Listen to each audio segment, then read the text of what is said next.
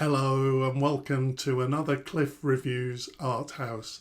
This time I'm reviewing the film L'Immensità, directed by Emanuele Crialese. So some of the reviews of this film were a little bit mixed and I wasn't really sure what to expect. And the film actually took me by surprise in the sense that I found it really hard to read at the beginning. 1 second it seems really serious and emotional. Maybe the mum, Clara, played by Penelope Cruz, has been crying. And then it breaks out into a theatrical musical number. This is a film set in 1970s Rome, based around a family of a mum and dad and 2 daughters.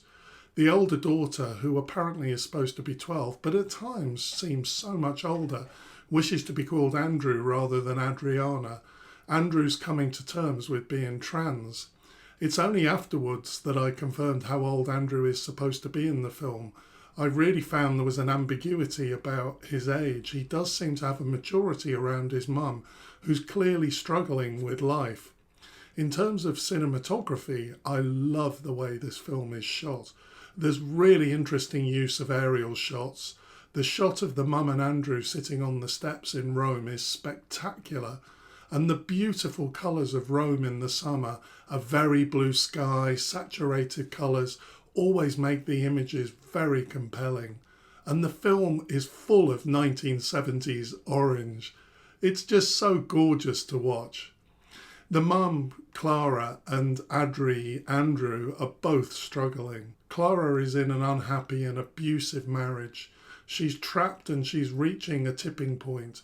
But despite that, there's a joy inside her that emerges when she dances and sings, and it's through her relationship with the children that it can be released.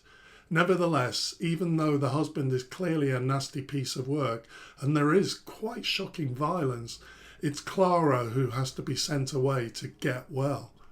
Andrew is going through a process with his gender and sexuality and not really receiving any support. His family and society seem to be letting him down, but despite that, he always seems to have an optimism. Andrew seems to maintain a belief that there must be something more for him. The friendship that Andrew has with Sarah from the transient worker community close by is really touching.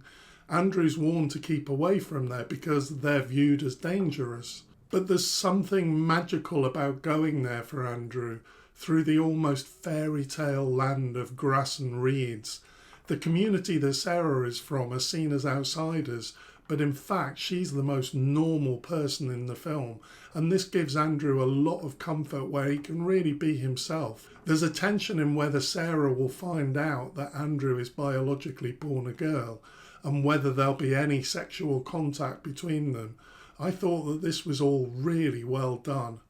It's a film where the normal isn't normal. The husband and his mother think they're normal, and it's Clara and Andrew that are strange. But they're not. The family is really dysfunctional and quite unpleasant. And Clara and Andrew find comfort in each other and their escapes, whether it's doing childish things like running through a crowd screaming and playing under the table, or escaping into these big set-piece musical numbers. If I was going to raise one question mark over the film, I would say that I'm not sure Penelope Cruz was the right actress for this role. It's not her performance, she's fantastic as Clara, and there's a real authenticity to her relationship with Andrew.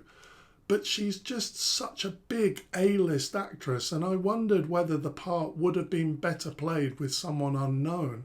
It's like Penelope Cruz felt almost too big for the part.